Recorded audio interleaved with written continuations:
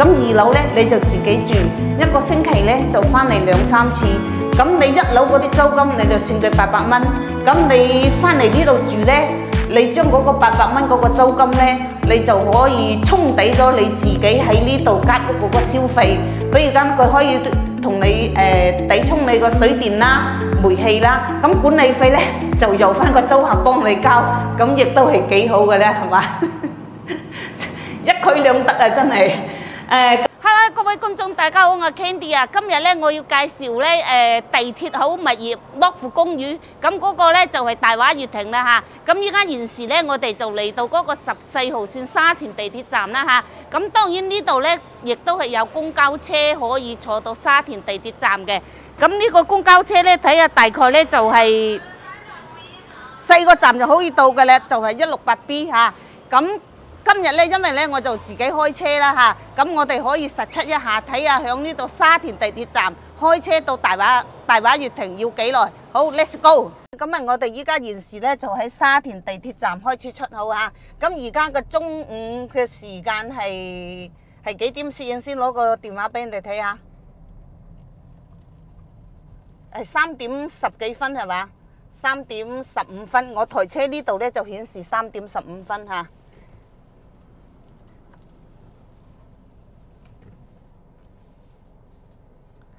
咁因為咧我要開車啦，亦都要睇嗰個路嘅交通嘅情況啦，咁我就唔方便講咁多嘢。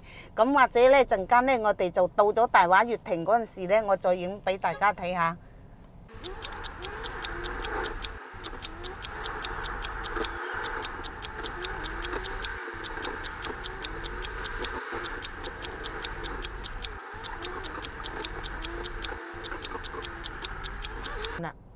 嗱，呢個位置咧就係去香港嘅大巴嚟嘅，喺呢個位置。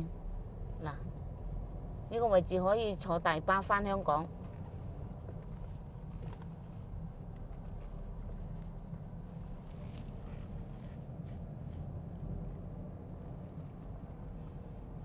好啦，咁我哋依家現時咧就已經係到咗大話月亭啦嚇。咁用咗咧，我開車咧就用咗10分鐘。咁冇辦法啦，因為頭先嗰時咧就係有部大貨車喺度阻咗一下我啊，咁時速就減咗落嚟。咁我停好車先，陣間再落去介紹俾大家。好啦，咁啊依家現時咧，我哋就嚟到大話月亭嘅營銷中心啦。咁而家望上去咧，嗰呢一棟咧就係公寓嚟㗎啦。咁公寓同埋住宅有咩唔一樣咧？嗰個區別咧就係公寓嘅水咧，佢就係4蚊8毫半，電咧就係7毫一度電。咁住宅嘅電咧就係6毫半啦，水咧就係4蚊咧，差唔多幾遠嘅啫嚇。咁好啦，依家現時咧我就先帶大家上去睇下樣品間。好啦，咁依家現時咧我哋就上咗嚟公寓嘅3樓啦嚇。咁呢度咧就係2梯12伙，咁個邊位兩邊咧就係49平方嘅，其他嗰啲咧都係40平方。咁呢啲邊位呢啲咧賣得非常之好啦。而家現時咧就剩低一間係10樓嘅嗰邊嘅東邊位，咁係49平方。咁嗰個套房咧就係38萬嘅。咁依家咧我就先帶大家睇下同樣戶型嘅嚇，亦都係無批嘅狀態。咁一入到嚟呢邊咧就係有一個飄台啦嚇。咁呢個飄台咧你自己個門口咧，你可以使用到。你呢一邊咧留翻少少出嚟咧，就做鞋櫃，咁樣就會收納空間咧就會比較空闊啲。咁入到嚟呢邊咧，佢亦都係有一個飄台嘅喎嚇。嗱，呢個飄台咧亦都係非常之長嘅。咁仲有咧，佢就係兩邊2個窗咧可以做到南北通透嚇。最主要就可以做到南北通。咁呢度咧睇落去咧就睇到一個小區嘅園林嘅位置啦。因為咧而家呢個公寓式咧係喺成個小區裏邊咧最中間心呢個位置，所以咧視野咧都係非常之靚。咁將嚟咧你嗰啲綠化小區園林嗰啲綠化做好咗咧，一眼望落去到咧全部都係睇到成個小區嘅景觀嘅，係非常之靚嚇。咁呢度咧亦都係帶一個飄台啦嚇。咁呢個飄台咧亦都可以利用到佢做一個空間啦。啊。咁呢邊咧，你到時咧，你呢邊咧可以，如果打個比方，如果你買毛坯嘅咧，你就可以裝修嗰個風格咧比較多樣化啦。你可以分開佢兩層，亦都可以咧淨係做一個挑空咁樣嚟一個裝修嘅形式啦。比如間好似嗰啲複式咁樣，咁你如果你話做挑空嘅咧，咁你呢度咧咁長咧就有5米高啦。正常好多嗰啲咁嘅公寓咧都係4.5米嘅，咁起碼咧大話月亭咧呢度呢個開發商咧亦都非常之好啦，可以做到5米高。所以咧，如果你咁樣你哋做一個挑空挑落嚟咧，就等於複式嗰啲感覺咧就比較大氣啲。咁呢邊咧你可以做翻一個中空嗰個客廳位咯，睇起上嚟非常之大氣啦嚇。咁呢邊咧你可以做一個樓梯，就咁樣上去上邊2樓。2樓咧，你淨係可以做翻一個休息區。咁呢度咧，你就可以做翻一個客廳嘅位置。呢邊咧擺翻梳化，嗰邊咧你就擺翻個電視櫃。咁主要咧就係呢個戶型個好處咧就係邊位嘅好處咧，佢就係上下兩層咧都係有一個明窗嘅。咁啊非常之好，咁就算你話做一個挑空咧，都係你1樓咧有個洗手間，2樓亦都有個洗手間，咁樣非常之方便啦。因為特別冬天夜晚嗰時咧，上廁所咧，咁啊喺2樓有個洗手間咧，亦都係非常之方便嘅嚇。咁主要咧，如果你話搭咗2層嘅話，呢邊咧佢個窗咧都係通風嘅嚇，咁亦都係採光咧，亦都係非常之靚啦嚇。咁咧，我哋依家咧再帶大家去睇一套40平方嗰啲樣板間。好啦，咁我哋依家咧就嚟到一個40平方嘅樣板間嚇。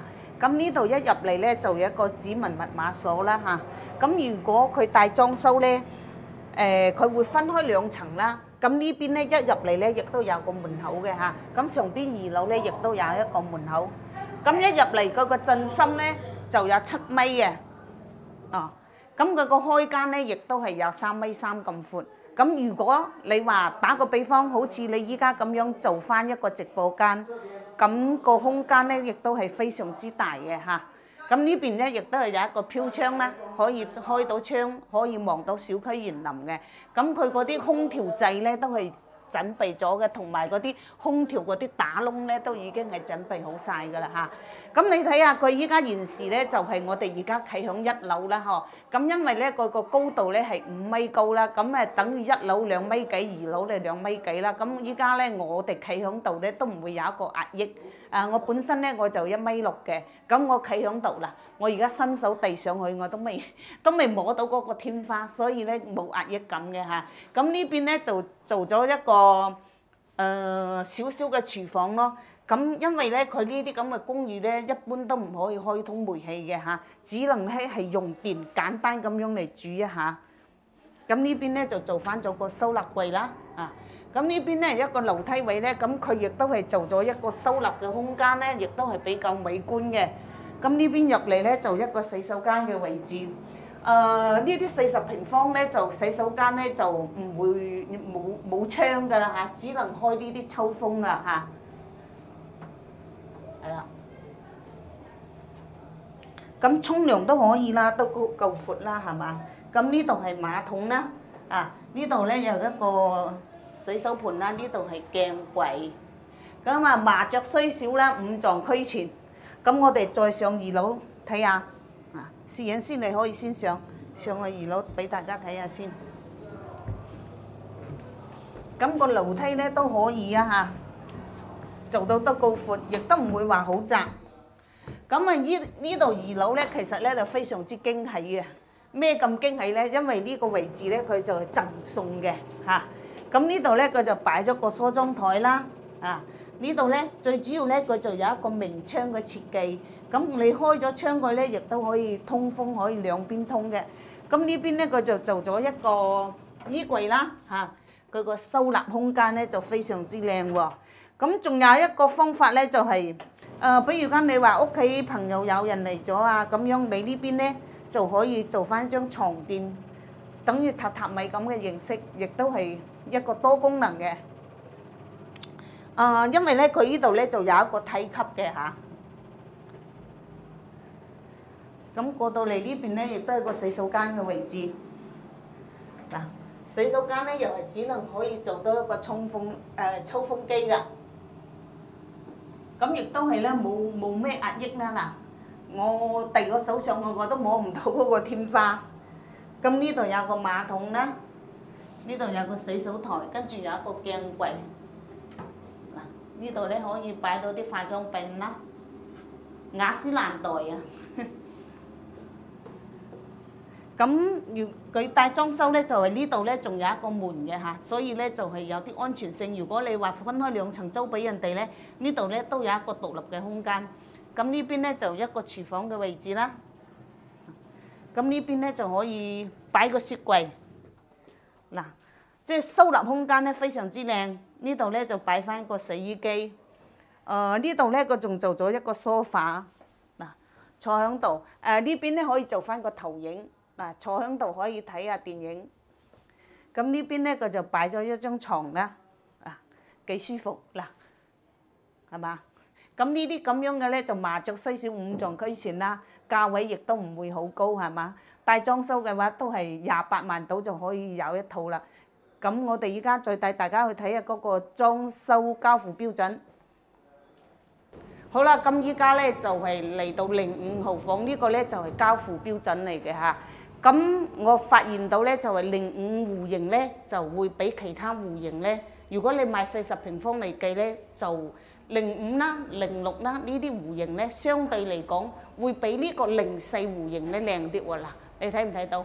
呢個係04戶型哦，但係佢個門口咧係咁樣對住呢幅牆嘅，所以咧優點嚟講咧，梗係要揀翻呢啲戶型，係嘛？